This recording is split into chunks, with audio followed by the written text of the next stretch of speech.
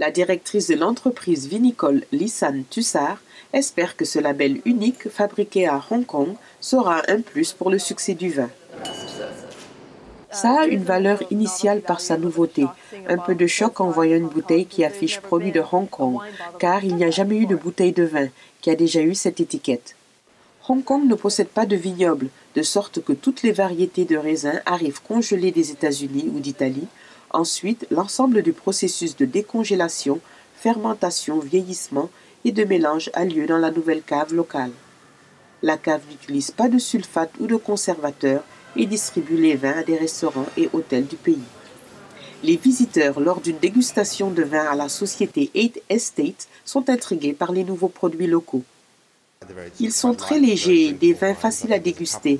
Je pense qu'il y a là 2 ou 3 qui sont très bons, mais je pense que cela dépend de votre palais. Chacun a des goûts différents. La directrice de la société 8 Estates s'est sentie encouragée à faire des affaires localement puisque Hong Kong a supprimé la taxe sur les vins, déterminée à devenir une plateforme mondiale de vin en Asie. Le gouvernement encourage l'industrie vinicole. C'est relativement facile d'établir une entreprise à Hong Kong. La population locale aime le vin et elle en consomme quotidiennement. Toutes les conditions étaient réunies pour établir notre entreprise à Hong Kong.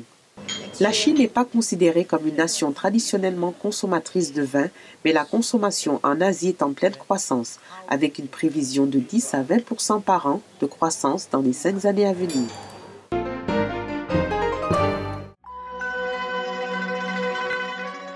« 100 millions de personnes méditent paisiblement. Elles suivent les principes d'authenticité, bienveillance, tolérance. Leur histoire est ce qui a changé la Chine à jamais. Le 25 avril 1999, plus de 10 000 adhérents font pacifiquement appel à Pékin pour leur droit à pratiquer leurs croyances. Le commandement du parti central a été terrifié. L'homme qui a juré d'éliminer le Falun Gong en 3 mois. Sa jalousie va le pousser à tuer des milliers de personnes. Le Parti communiste crée une police secrète, le bureau 610, qui a pour mandat d'éradiquer le Falun Gong. Commence alors la répression brutale dans toute la Chine. Combien de vies cela va-t-il coûter avant qu'ils ne décident que la Chine est allée trop loin? Durant une décennie, la persécution fait rage.